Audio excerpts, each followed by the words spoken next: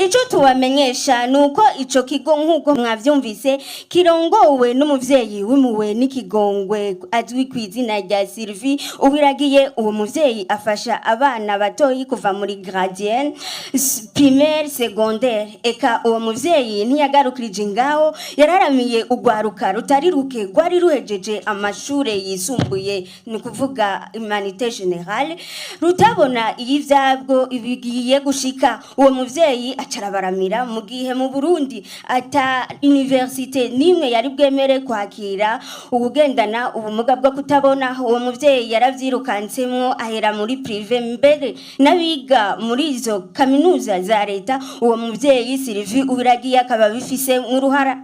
Uwo muvyeyi Sylvie Uwiragiye sivyo gusa, aratanga n'ubuzi mu gihe yaramuye umunyeshure ntamureka ngo agende uko.